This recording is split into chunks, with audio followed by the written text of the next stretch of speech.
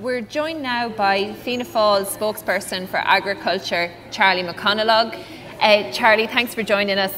Charlie, one suggestion to the ongoing fodder shortage situation has been the implementation of a meal voucher system.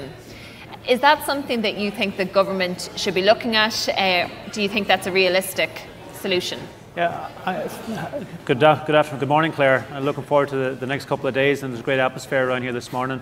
I think it's something that definitely needs to be considered. What we are calling for is a hardship fund, and to cover issues such as meal and farmers that are under particular financial pressure over the months that are ahead. I think there's a real difficulty on farms at the moment with liquidity and with finances.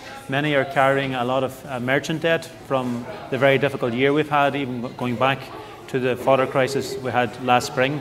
And if you look at it, out of the last 5 years now, we've had 2 years out of the 5 where there's been a fodder crisis, and then you throw in on top of that the fact that we had the unprecedented drought, which we've just emerged from over the last number of weeks.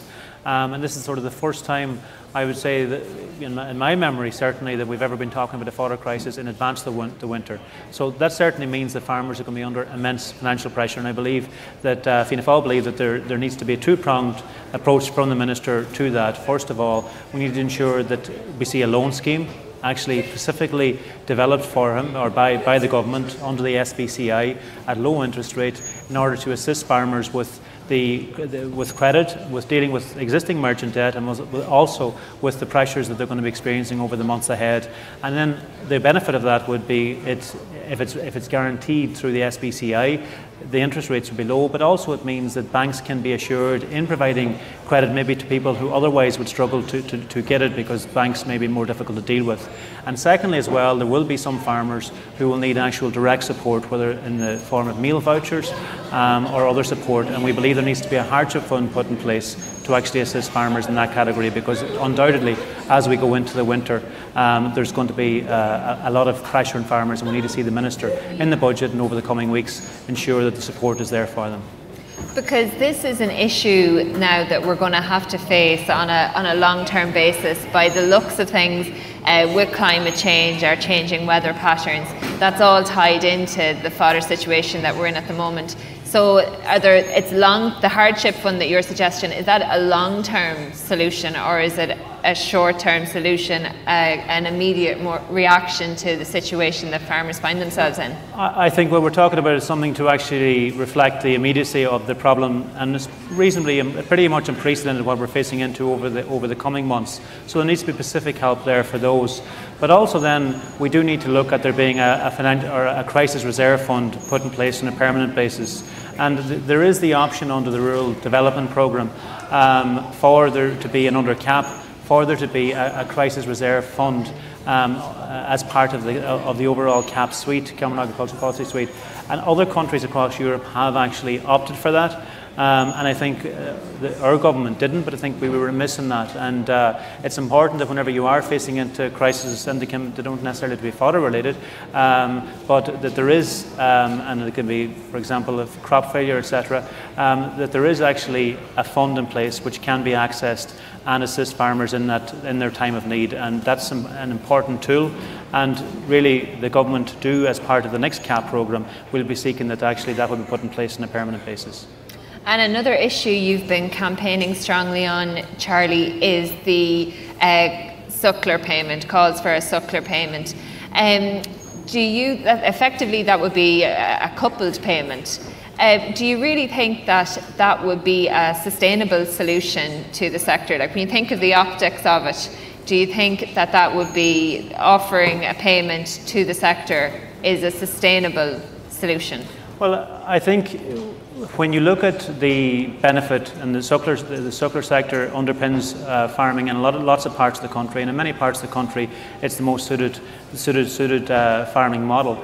But unfortunately, in recent years, people in beef farming and in suckler farming have found it exceptionally difficult to make a profit, and indeed when in many cases their net income on farms have been less than what the net, the overall payments, European payments might be. So it's and what we're seeing as a result of that is many farmers actually reducing their size of their herds and getting looking at getting out of farming. So it's crucial that actually we do move to ensure that the sector is underpinned and that we don't see land being underutilised and people not farming to the optimum in certain parts of the country. And the key part in doing that is ensuring that there are margins there for those who are actually in beef farming and in suckler farming. And in order to achieve that, we think it's exceptionally important that there is a payment. We brought a motion before the Dáil, Claire, in April of this year, which was supported by all parties and independents apart from the government, seeking that we would work towards a €200 payment per cow. And I think unless we can achieve that over the coming period, we're going to see more people actually leaving the sector. Charlie, there is some speculation out there that we could be facing a snap election before Christmas. If you were appointed Minister for Agriculture, what would you hope to achieve in your first 100 days?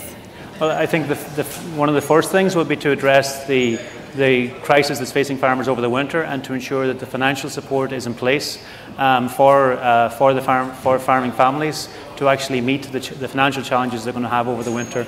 Another key thing which would need to be done immediately, and the Minister for Agriculture needs to do immediately, is call the beef forum and hold the factories to account so that we don't see prices pulled and advantage taken of the extra stock that are coming out in the market over the coming weeks in a way that isn't reflected in other parts of Europe. And another key thing which we would immediately move to do is to actually move towards providing additional support to the beef sector to ensure that farmers can actually get a financial return. And with Brexit looming over the beef sector as well, the challenges are huge coming down the track. There's so much talk about diversifying into other new markets, but the potential of actually securing those markets in the short term is a big challenge.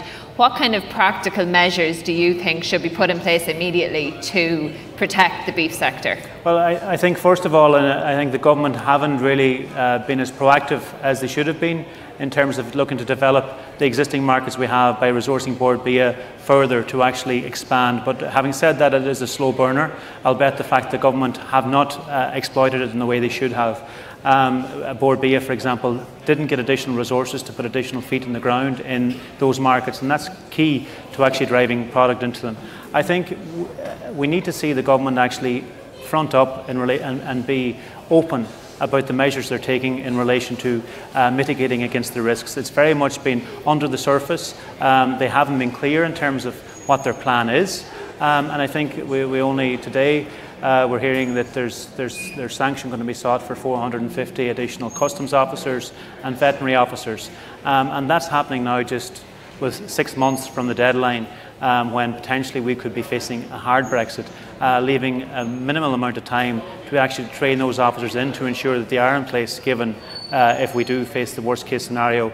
But I think overall, naturally our objective has to be working with Michel Barnier and the European team to try and ensure that a good outcome is achieved and that the key issues are teased out, and we achieve a soft Brexit, because there's no doubt that if there isn't a deal coming out of it, there's going to be a very severe impact to the agriculture sector. And we saw a report from the Central Bank today as well, for example, indicating that were that to happen, it would see up to 10% of farmers leaving the agricultural sector. So a good deal is absolutely key and has to be the number one objective. Outside of that, though, we need to see the government be a lot more clear in terms of teasing out the issues with the farming community as to how they can be mitigated, and also providing the funds to actually support them to achieve, to mitigate those risks. And I've been very vocal in relation to the €25 million loan fund, which Minister Creed announced in the budget last year, which still hasn't been delivered. Inexplicably so, almost a year later. And when you have a government that's saying, have confidence in us to actually deal with Brexit, and the massive job that is, not being able to actually deliver something which is a very specific project, it certainly would give you cause for concern, and it's not an acceptable performance.